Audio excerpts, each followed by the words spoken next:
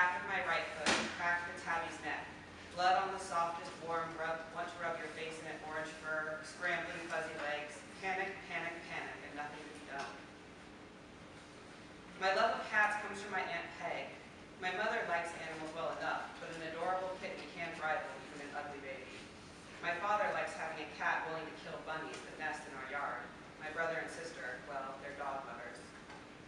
I first loved Peg's cat, Calico Bandit Coon-Faced Kitten. Peg said that cats, especially calicos, deserved 4 names.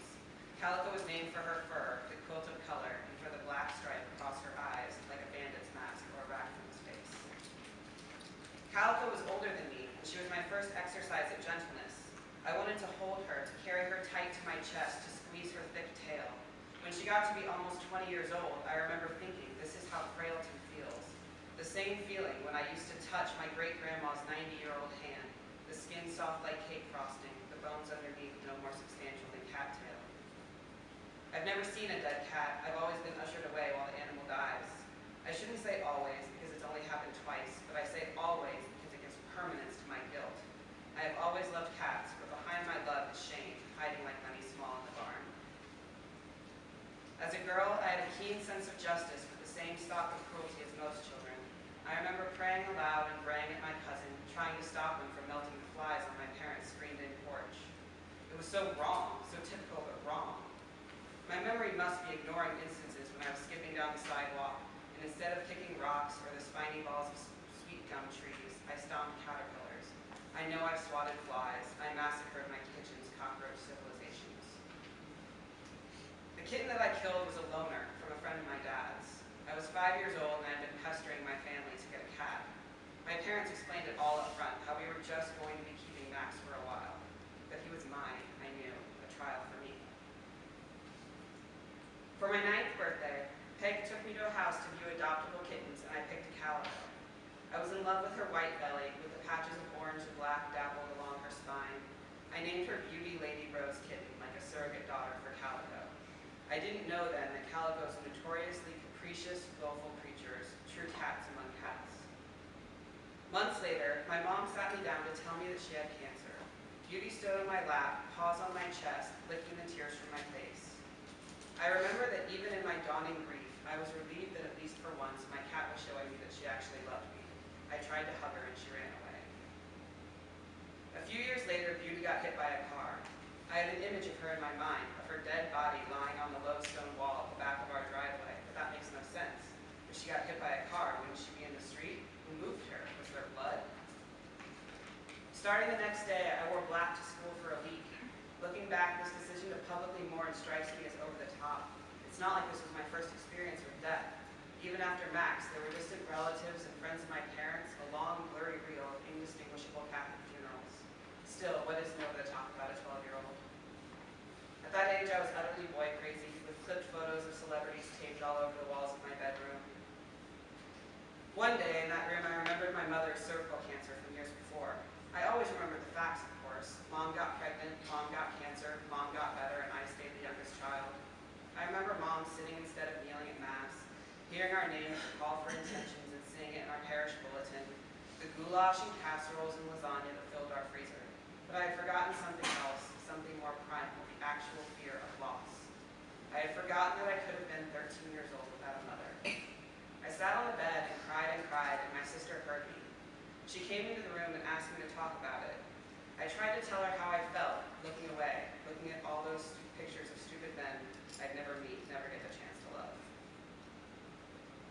After Beauty, there was Baby, just Baby, a black male who was the sweetest kitten anyone in the vet's office had ever seen. Unlike Beauty, he was consistently affectionate, he purred constantly, and he loved to sit on my lap. But something changed with him when my older sister left for college. Baby, the dream cat, the lap cat, and sweetheart, decided that his new poop spot should be the center of my parents' king-size bed. After months of this headache, Mom cut off his access to the house. He was banished to sleeping in the basement and forced to spend his days outdoors. It was like he wasn't my cat anymore, but that's obviously my fault more than anyone else's. I forgot about him after he was sent outside. I was in high school, and it was more important for me to talk on the phone or watch TV than sit outside and pet my way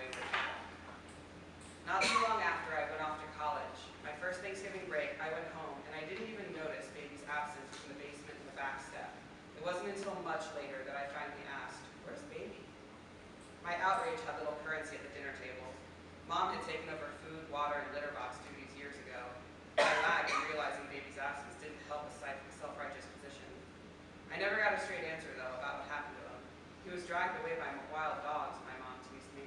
I think it was a car accident, my sister said. I wanted to be angry, but I was the one who abandoned my cat. A few months ago, I was driving in the center lane of a small highway, the kind of stoplight, speed limit 40 miles an hour. I didn't see the cat darting across the road until too late. If I swerved, I would have hit another car. I tried to slow down, but I felt the impact on the driver's side front tire, a sickening, undeniable thump. I watched the rearview mirror. The cat scrambled to get away, or tried to, but it jumped with its front legs and dragged from its back, a weird arching motion. I was afraid that I would never forget it, but after months of intentional manipulation, the memory exists in a perpetual dissolve that hides the grimmest details. I will always remember that I killed the cat, but not how it appeared to me during its death march. I won't have that image taking permanent residence in my consciousness, not like the vanilla lemon, strange sweet scent of my mother's cat litter bag. In grief, my prayers are always sincere. I was born into Catholicism, but now the Our Father and Hail Mary feel false on my tongue. When I was a kid, I would say the rosary 5 or 10 or 30 times over. I told Mom that God must be a multicolored woman. Later, I told her that I thought I was agnostic. Later, atheist. Now, I understand that I don't want to keep drawing a smaller and smaller circle around what I allow myself to believe. Years ago, my dad said, "You're going to need your faith someday. You'll have trials, and you'll feel all alone, and you'll need to give your burden to someone." The hardest time in my life, Dad said, but he started to cry. The 5 of us, our family, were sitting around a dinner table at a restaurant I can barely remember in Aspen, Colorado. I was probably 10 or 11 years old. "Was it when your parents got divorced?" I asked. Dad swallowed hard, stretching the silence.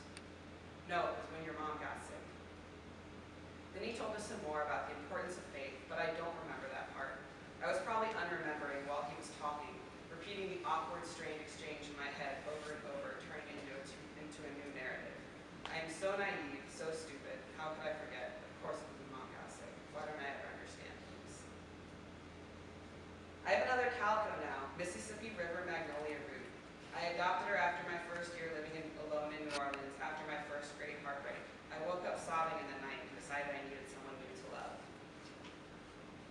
I picked Mississippi much the same way I picked Beauty, sitting on the floor, watching kittens skate across the hardwood, colliding with one another like bumper cars. Mississippi hid under the sofa, and she didn't take a liking to me as much as the other cats. I ignored the fact that, much like my ex-lover, she was skittish about affection. I knew I wanted to take her home and love her. I often think she has the perfect body, so slim and well-suited for jumping and running.